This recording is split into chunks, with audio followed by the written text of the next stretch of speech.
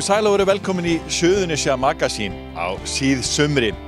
Framundan eru nokkrar bæjarhátíðir ennþá, meðal annars hér á Suðurnesjum. En framundan er fjölbreyttur og skemmtilegu þáttur. Við skoðum spennandi og skemmtilega dagskrá á Ljósanótt í Reykjanesbæ 2018. Smökkum bragðgóða en illa lyktandi skötu á skötumessu í Garðinum. Og heimsækjum ferðaþjónustu fyrirtækið Happy Campers sem er staðsett í Njarðvík.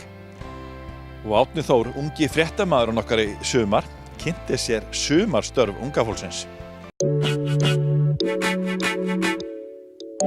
Ok, Sunna, þú sem sagt vinnur hjá Nova Sirius. Jú. Hvað gerirðu? Hvað ertu að gera hjá Nova Sirius? Hvað gerir ég? Ég er sölumaður Nova Sirius. Þannig ég fer í búðir og sjoppur og panta vöru fyrir þau og ráða þeim svo hillunar. Hvað vinnur lengi á það? 8-4. 8-4 og er alltaf eitthvað að gera eða er mikið? Ja, mismunandi eftir dögum. Margar pásur og svona? Mikla pásur? Nei, ekki mikið af pásum en það er mismikið að gera eftir hversu stór pönturinn er. Hvort sé stór helgi framöndan, mánuðamót eða eitthvað svoleiðis. Og hvað ertu búinn að vinna lengi hérna? Ég byrjaði í lok maí. Og hvernig fékkstu eiginlega þessa vinnu? Það er ekkert allir sem eru með einmitt svona vinnu, sko. Það var í gegnum vinkonu mömmu sem sérst fékk nýja vinnu þannig að það þurfti sumaraflýsingamann og ég stakk inn. Þú verður auðvitað að vera með bílpróf fyrir þetta. Jú. En þú varst auðvitað ekkert komið í bílpróf fyrir bara í júní. Hvernig varst þið að vinna þegar þú varst ekki komið í bílpróf? Ég sérst var með þarna stelpunni sem var að hætta að fara í nýja vinnu. Ég var með henni fyrstu 3 vikurnar, bæði í þjálfun og hún keyrði líka. Og þú ert alltaf bara í Reykjanesbæ, eða hvað er? Já, ég er á Suðurnesjum. Ég fer Keflavík, Grindavík, Skarðstangir í Voga. Keflavík, Njarðvík, Grindavík. Ertu mikið á Reykjanesbrautinni? Ert þú að sækja nammið og allt þetta? Alls ekki, ég er bara að panta og raða hillunar og þarna vörunar koma svo bara með bíl úr bænum. Þannig ég þarf ekki að ferja neitt á milli. Og ætlar að vera hérna í allt sumar? Já, eða fram í ágúst þangað til að skólinn byrjar. Þannig að þú ætlar ekki að vinna þegar skólinn er? Nei, þetta er eiginlega 100% vinna 8-16 alltaf daga þannig að ég gæti ekki unnið við þetta með skólanum. Og ætlar það að fara eitthvað annað? Já, ég fer örugglega bara aftur að vinna í lífstíl. Við erum semst núna á leiðinni í Krónuna, ekki satt? Jú. Hvað erum við að fara að gera þar? Við erum að fara að panta vörur og laga hillunar.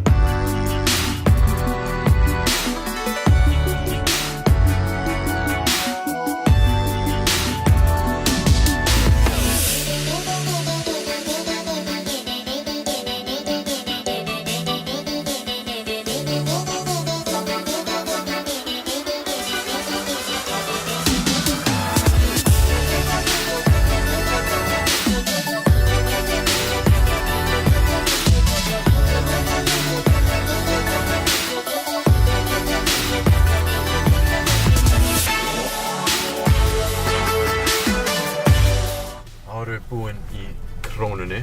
Jú, það var bónuskepplega næst. Hvað varst að gera þarna í Krónunni áðan?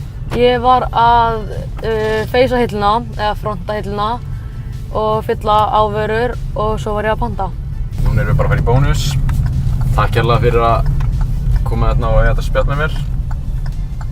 Og bara gangi þér sem allra best í vinnunni. Takk fyrir það. Happy Campers er nýsköpun í ferðaþjónustu. Er með flotta ferðabíla og með aðsetur í Njarðvík. Við kíktum. Ferðaþjónustu fyrirtækið Happy Campers í Reykjanesbæ varð til fyrir næstum áratug síðan, en það hreiðraði sig í Reykjanesbæ fyrir 2 árum.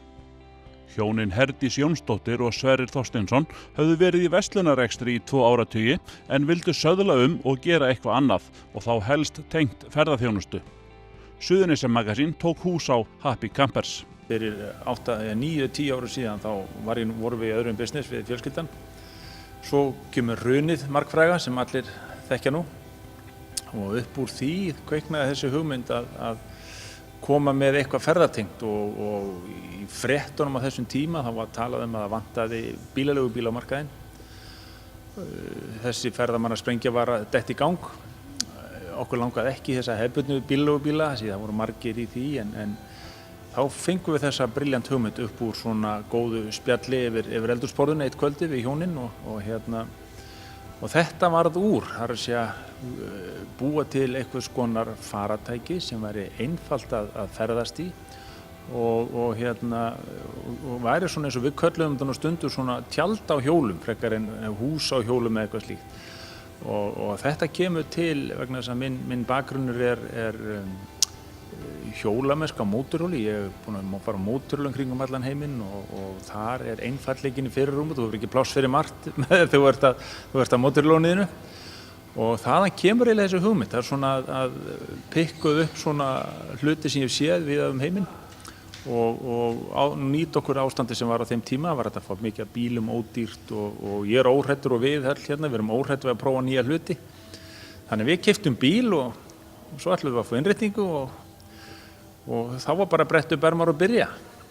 Og eftir 2-3 tilraunir þá duttum við niður á innréttingu og svo hefur þetta nú bara þróast og þetta er byrjunin. Já, það er raunin þannig að þið fáið bara til ykkar hráa sendibíla og gerið þetta allt frá grunni.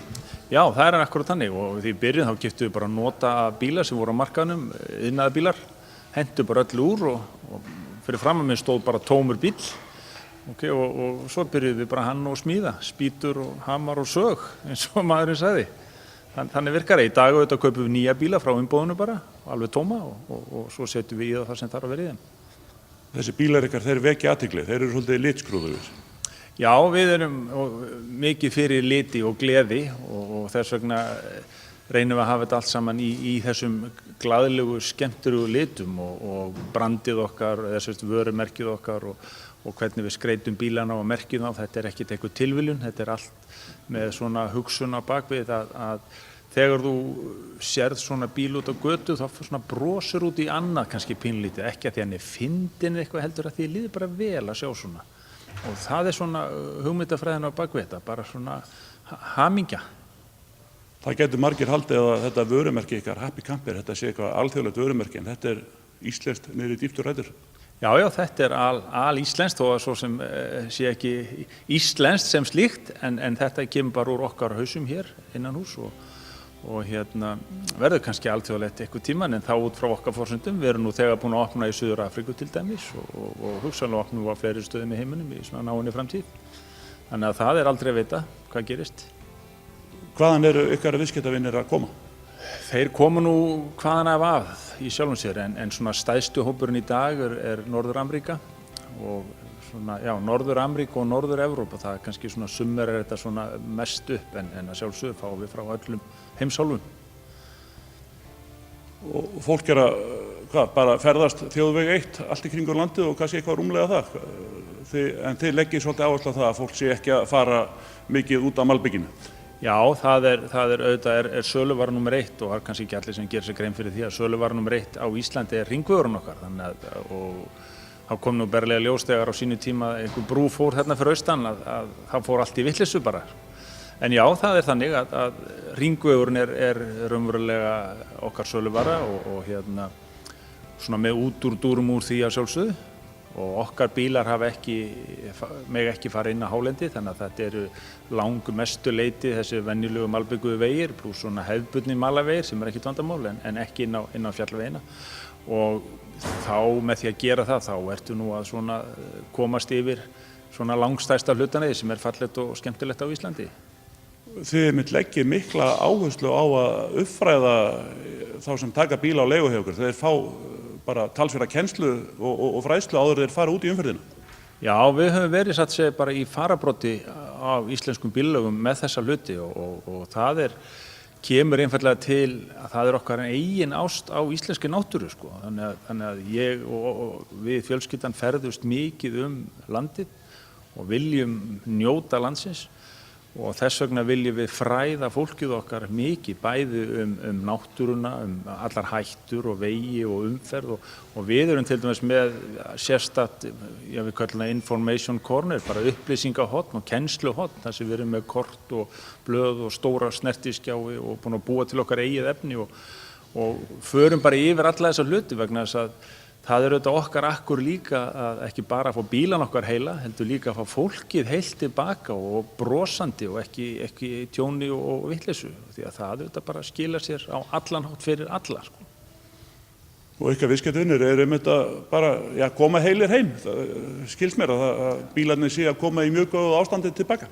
Já, það má eiginlega segja að sko, okkar viðskiptavinir er í flestum tilvikum svona ungt fólk frekar, pör mikið, alls konar pör, og þeir sem að kjósa ferðast á þennan máta svona á eigin vegum og hafa þetta frelsi sem ég held nú að þetta snúist langmest auðvitað eru sumir að sameina hérna hótelgistingun og bílinn, en koma svo að því að það er svo sem ágætt, en koma staðið þau koma tilbaka, það er þetta frelsi sem er stærsti punkturinn og veigamesti punkturinn. En þetta fólk sem sagt almennt séð ber mikla virðingu fyrir náttúrunni og sjálfum sér, og þar af leiðandi tækjum og tólum og dótinu sem það er með. Þannig að oftar en ekki eru að fá bílana tilbaka tandur hreina og stundu ryksuga og skúra það, og við þurfum alla að gera nokkuð skapaðan hlut. Og það er auðvitað bara algjörlega frábært. Það sýnir að fólk ber virðingu fyrir hlutunum. Og þau eru að fá sömu viðskiptavina aftur og aftur? Já, það er meira og meira að gerast, að fólk er að koma, kemur einu sinni og upplifir en langar í meira og kemur aftur og svo kannski á annarri árstíð eða eitthvað slíkt. Þannig að já, það er meira og meira, og það auðvitað gerir það ekki nema að það sé að koma þar sem að þjónusta er góð og treystir fólki, því það má ekki gleyma því að fólk er að fjárfesta, það er kannski búið að vera að safna lengi og þetta eru draumar og fjárfesta í okkur, og við verðum auðvitað að standa okkar plikt líka, og það er okkar hlutverk, það er að sjá til þess að þessi draumar og væntingar og allt rætist, og helst umfram það, sko.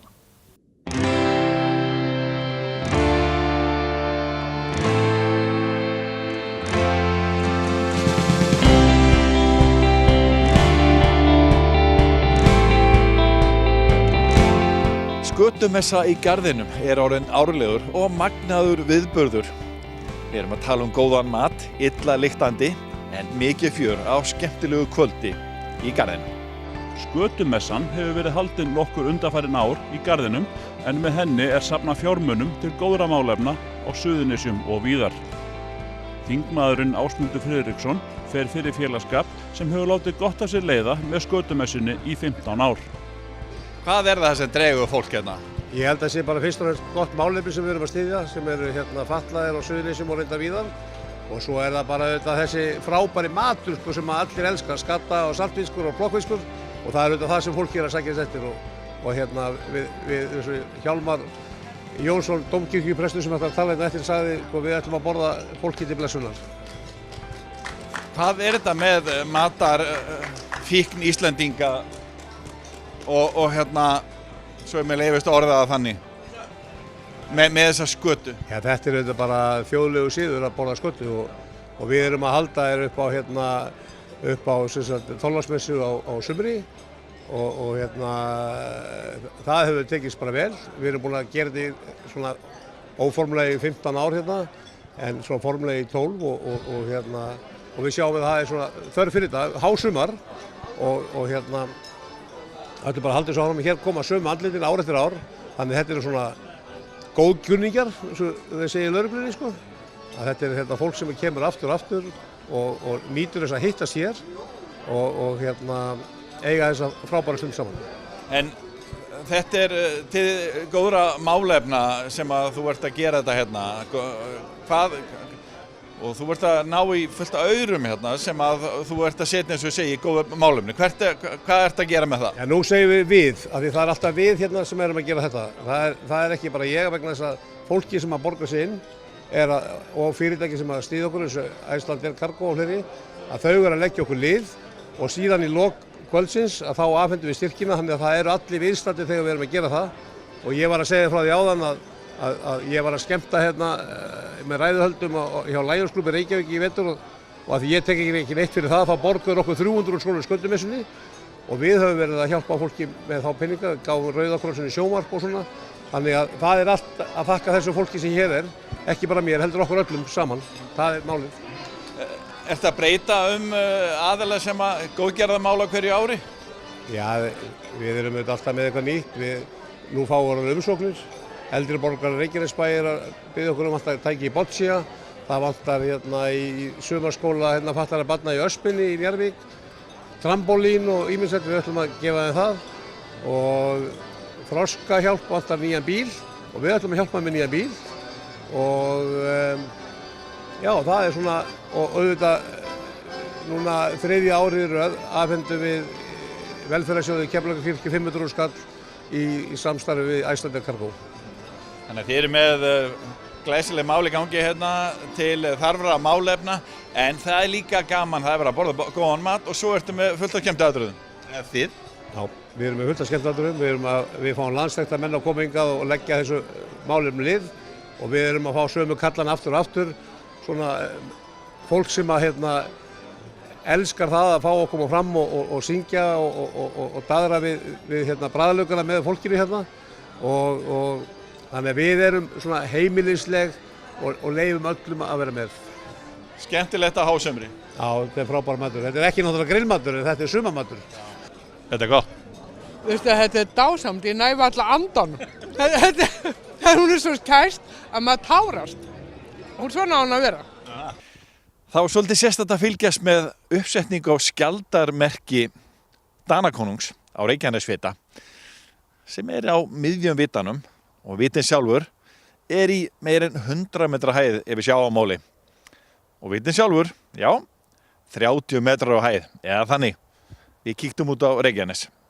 Mannhæðarhár skjöldur með afsteypu af skjaldarmerki Danakonungs hefur verið settur upp á Reykjanesvita og verður verkið formlega afhjúpað á ljósaneiturhátíðinni í Reykjanesbæ í næstu viku. Hallur Gunnarsson, formaður hollvinasamtaka Reykjanesvita ásamt fleirum, hefur lokið við uppsetninguna af steypunni sem gekk ágætlega og prýðir verkið nú vitan. Suðurnesjamagasín ræddi við Hall við Reykjanesvita. Æja, Hallur, segðu mér nú frá þessum ævintýrum hérna á Reykjanesi. Þetta er búið að vera svolítið ævintýri. Það voru Ólafur Sigurðsson, hann kom til mig fyrir 6 árum síðan og spurði hvort ég vildi ekki fara í hvort ég getum ekki farið í þetta verkefni minni Sögufélag Grindavíkur. Ég hlusta ekkert á það alveg strax, en það tók hann 3 ár að fá mig í það. Hvað var verkefni? Og það var að endurbyggja konungsmerkið eða koma því upp að sem var. Það var á þessu vita sett upp á vitan 1908 og var rifinn í 1970. Því að hann var sprunginn vitinn og þetta málan og annað þetta lagan. Og þetta var bara gott tilefni upp og stefnan var að setja þetta upp í þessu ári. Því hann er 110 ára vitinn. Og gaman að segja frá því líka að vitinn af Alnjúk, hann er 140 ára, svo þetta er 250 ára afmæli vitana. Og við fengum í þetta verkefni við Irmu til að taka fyrir okkur afsteypu af upprunaskildinum sem var hjá og er hjá Vegagerðinni. Og síðan fórum við með það á Þingeyri, málmsteypuna þar, málmsteypu fyrirtæki og hjá honum Kristjáni. Og hann er algjör snillingur í þessu. Og fengur svo vita skjöldin og þetta dót allt klárt í desember í fyrra. Búið að mála allt það, svo er bara búið að reyna að finna daginn eftir að setja þetta upp. Og það var uppbyggingarsjóður Suðurnesja sem að styrkti okkur í þessu. Fengum 1 milljón í það. Þetta getum við ekki gert án hans. Og svo voru nokkuð fyrirtæki í Grindavík, Sjómannafélagið og önnur smá fyrirtæki sem að setja nokkra krónur í þetta. Það hjálpar allt. Er þetta bara einskjær áhuga á sögunni? Já, þetta er algjör bara áhuga mál hjá okkur félögum. Þetta er bara áhugamannafélag. Erum ekkert að taka fyrir þetta sjálfur. En merkið, þetta er ansi þungt og mikið og mikil framkvæmd? Já, það er Ég held að skjöldunum sjálfur með kórunni séu 110 kíló. Og þetta var bara kórun er 30 kíló. Þetta svolítið svona, það tók á að koma þessu upp. Já, það búið að vera mikill undirbúningur og þeir eru búin að vera í nokkra klukkutíma að þessu hérna í dag. Já, þetta átti ekki að vera einn stund eins og þú veist. Þú ætlar heim í kvöldmat. Ljósanótt í Reykjanesbæ nú haldin í 19. sinn og síðasta bæjarhátíðin í röðinni á landinu. Við forvitnum staðins dagskrána og hittum fólkið sem hefur eitthvað með hana að segja. Bæjarbúar verða virkari með hverri ljósanæturhátíðin sem líður og hún orðin sannkölluð þátttökuhátíð. Styrktaraðilar standa líka þétt við bakið á hátíðinni og gera Reykjanesbæ kleift að halda þessa glæsilegu hátíð. Skrifað var undir samninga við helstu styrktaraðila ljósanætur í vikunni og við það tækifæri tókum við tali þau Valgerði Guðmundsdóttur menningarfulltrúa og Hafþór Barða Birgisson, tómstunda- og félagsmálafræðing hjá Reykjanesbæ. Valgerður, 19. ljósanóttin. Þetta vex að hverju ári en eitthvað sérstakt svona sem að þú getur nefnt núna? Eitthvað nýjungar? Sko, ég held að sé nú bara fyrst stórkostlegast að hún skuli hafa lifað í 19 ár. Og nýjungar, jú, við erum alltaf með nýtt fólk í nýjum hlutverkum, getum við sagt.